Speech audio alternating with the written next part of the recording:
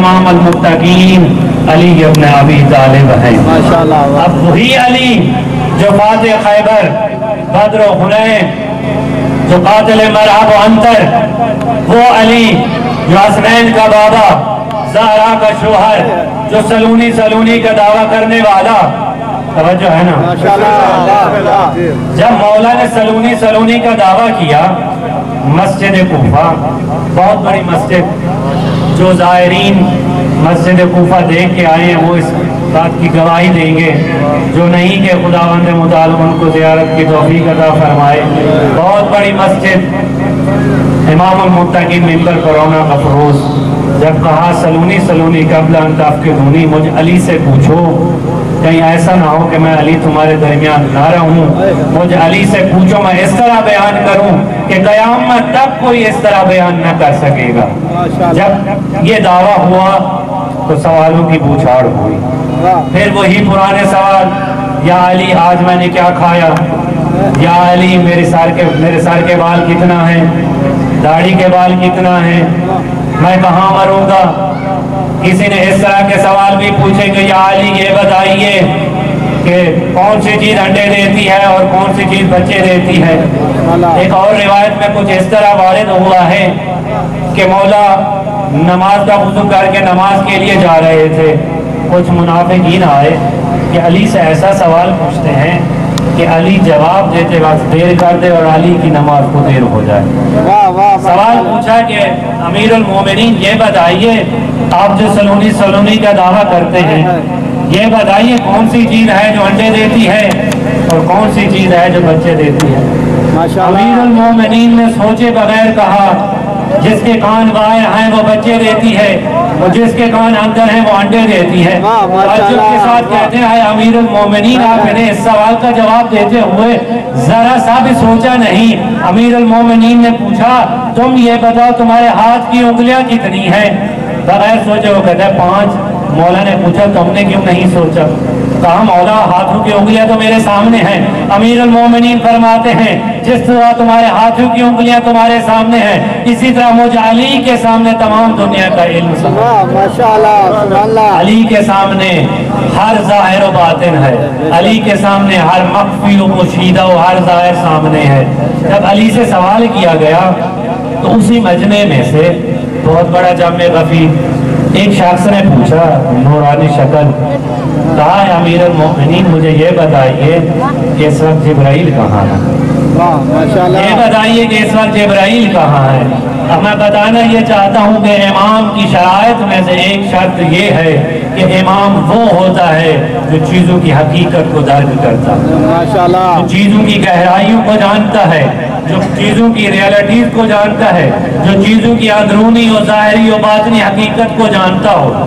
جب سوال ہوا تو امیر المومنین نے ہر طرف دیکھنا شروع کیا۔ امیر المومنین نے سامنے دیکھا، پیچھے دیکھا، دائیں دیکھا، بائیں دیکھا، اوپر دیکھا، نیچے دیکھا، سمندروں کی گہرائیوں تک دیکھا، صحراؤں کی انتہا تک دیکھا، عرش اولا تک دیکھا۔ ادھر ادھر دیکھنے کے بعد اب جہت کتنی ہیں؟ 6، آگے پیچھے، دائیں بائیں، اوپر نیچے، ان 6 جہت کی طرف دیکھنے کے بعد امیر المومنین نے کہا اے سوال کرنے والے، علی نے تمام گہرائیوں تک دیکھ لیا ہے، میں نے دیکھا جبرائیل کہیں نہیں، اب تو بچا ہے یا میں ہوں علی ابن ابی طالب اور تو جبرائیل ہے۔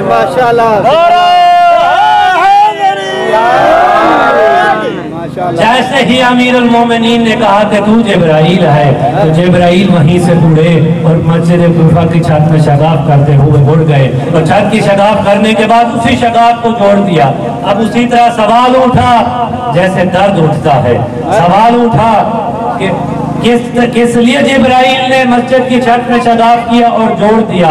اب جواب یہ بنتا ہے کہ جبرائیل نے اس لیے مسجد کی چھت میں شگاف کیا اور جوڑ دیا کہیں لوگ یہ نہ سمجھیں کہ پہلے والوں کی طرح پیسے دے کے بٹھایا ہوا، کہیں ایسا ایسا نہ ہو کہ یہ نہ سمجھے کوئی سفارشی آیا ہوا تھا. اس لیے جبرائیل نے یہ ثابت کر دیا کہ کوئی ایسا نہ سمجھے کہ علی نے خود اپنی طرف سے یہ بات کی ہو. مسجد کی چھت میں شگاف کر کے اس کو جوڑ دیا. عزیزان محترم، کائنات دم بخود ہے کہ تمام علم و علوم کا وارث ہے علی ابن ابی طالب، تمام علوم کا مالک ہے ابو طالب کا بیٹا. بس عزیزان محترم، خلیفہ دوم کا وقت، اسی کا دور حکومت، حج کے ایام ہیں، میدان عرفات. خلیفہ دوم اپنے اصحاب کے ساتھ محفل جمائے بیٹھے ہیں. خلیفہ دوم کی نظر پڑتی ہے کہ ایک شخص ان کی طرف تیزی سے آ رہا ہے، دوڑتا ہوا آ رہا ہے، ایسے لگتا ہے کوئی اس کو اہم کام ہے. جب قریب پہنچا تو دیکھا کہ رخسار سے خون بہہ رہا ہے. جب رخسار سے خون دیکھا تو خلیفہ دوم تعجب کرتے ہوئے پوچھتے ہیں کہ ایسا کیا ہوا کہ تمہارے رخسار سے خون بہہ رہا ہے؟ کہا اسی لیے تو آیا ہوں. پوچھا کیا وجہ ہے؟ کہتا ہے کہ لاتمنی علی نے مجھے تھپڑ مارا ہے. جب سنا کہ علی نے مجھے تھپڑ مارا ہے تھوڑا پریشان ہو گیا. کہا کس لیے مارا ہے؟ کہتا اسی لیے تو آیا ہوں. آپ پوچھ کے کہ علی نے تھپڑ مارا کس لیے؟ روایت میں ملتا ہے چاہے جس طرح بھی ہو جانتا تھا کہ علی کی فضیلت کیا ہے. علی کو بلایا نہیں، خود چل کر گیا ہے. پورے اصحاب کے ساتھ علی جہاں بیٹھے ہوئے تھے پہنچے. کہا اے علی ابن ابی طالب، اس شخص نے شکایت کی ہے کہ آپ نے اسے تھپڑ مارا ہے. مولا نے فرمایا ہاں اسے تھپڑ مارا ہے. پوچھا اس کی وجہ کیا ہے؟ یہاں پر نقطہ ذرا توجہ فرمائیے گا. مومنین نے فرمایا میں نے دیکھا کہ یہ مسلمانوں کی ناموس کی طرف نگاہ کر رہا ہے.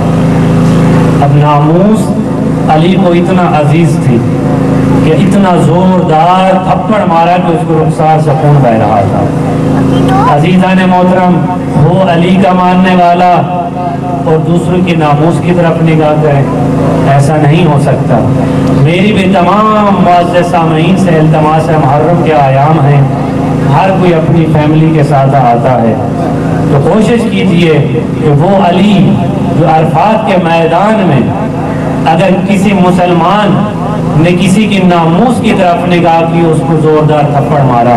آج اس کے بیٹے کے ایام ہیں تو آپ سے بھی یہی التماس ہے کہ کسی بھی مسلمان کی عزت و ناموس کی طرف نگاہ نہ کریں. آپ کے گھر میں بھی مائیں بہنیں ہیں، علی کو برداشت نہیں ہے کہ اس کا چاہنے والا کسی کی ناموس کی طرف نگاہ کرے. جب علی نے فرمایا کہ میں نے اس کو تھپڑ اس لیے مارا ہے تو وہ مسلمانوں کی ناموس کی طرف نگاہ کر رہا تھا، تو خلیفہ دوم نے کچھ نہیں کہا. اس شخص کی طرف مڑے اور کہا، میرا توجہ فرمائیے گا، بہترین فضائل کا نقطہ ہے.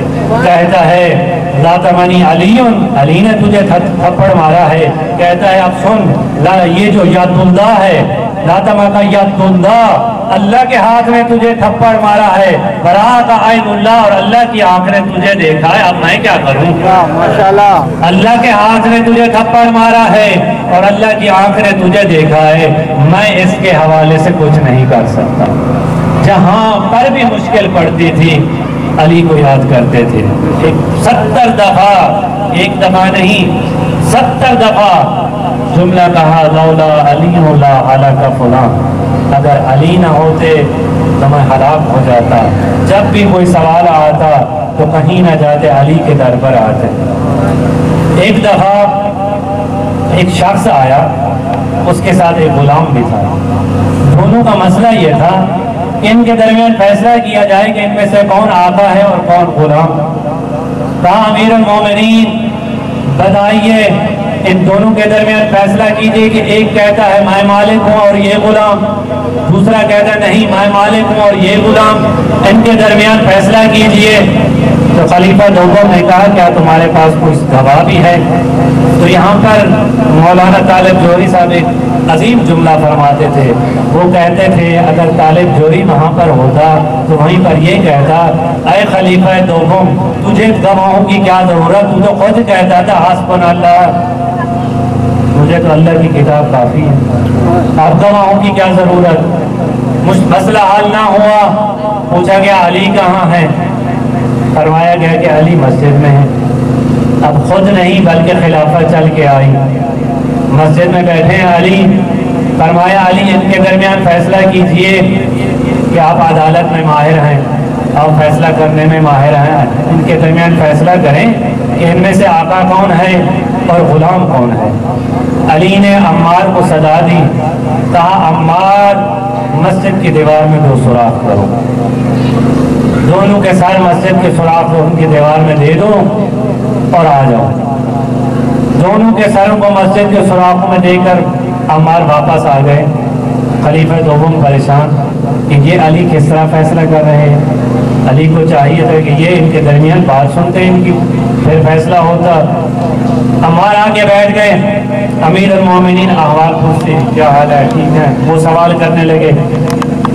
خلیفہ دوم مزید پریشان ہونے لگے کہ یہ کس طرح فیصلہ ہو رہا ہے۔ امیر المومنین پھر عمار سے اپنی بات کرنے لگے۔ کافی دیر گزرنے کے بعد ان دونوں آدمیوں کی آنکھوں پر پٹی ہے۔ امیر المومنین کہتے ہیں کہ عمار غلام کا سر کاٹ دو۔ جیسے ہی کہا غلام کا سر کاٹ دو، غلام نے سر باہر نکالا، یا علی سر نہ کاٹیے، میں بتاتا ہوں میں خود غلام ہوں۔ جب یہ فیصلہ ہوا تو خلیفہ دوم پریشان ہوئے۔ یہاں پر مولانا طالب جوہری صاحب کہتے تھے جس طرح بھی تھے میرے مولا علی کو مشکل کشا سمجھتے تھے، جب بھی کہیں مشکل آتی علی کے در پر آتے تھے۔ بس عزیزان محترم تھوڑی سی زحمت اور دوں گا۔ بسم اللہ۔ جب جناب یوسف کے بھائیوں نے جناب یوسف کو کنویں میں ڈالنا چاہا، جناب یوسف کے 12 بھائی، جن میں سے 2 یہ سگے بھائی، ایک کا نام بنیامین اور خود یوسف نبی، اور دوسرے 10 بھائی، ان میں سے ایک بھائی بہت زیادہ محبت کرتا تھا جس کا نام قرآن میں تو نہیں آیا مگر حدیث میں بھی موجود ہے، بائبل میں بھی موجود ہے، تورات میں بھی موجود ہے، اور انگلش میں اس کا نام لاوی لکھا گیا۔ وہ بھائی حضرت یوسف سے زیادہ محبت کرتا تھا باقی 9 بھائیوں کی نسبت۔ بہانے سے لے گئے جنگل میں، کنویں میں ڈالنا چاہ، کچھ کہتے تھے احرقو ہو، اسے آگ لگا دو، اقتلو ہو، اسے قتل کر دو، مگر جب آگ لگانے کی بات آئی تو لاوی سامنے آیا کہ اسے قتل نہ کرو، پھر بھی ہمارا بھائی ہے۔ جب اقتلو کی بات آئی تو پھر بھی لاوی سامنے آیا کہ اس کو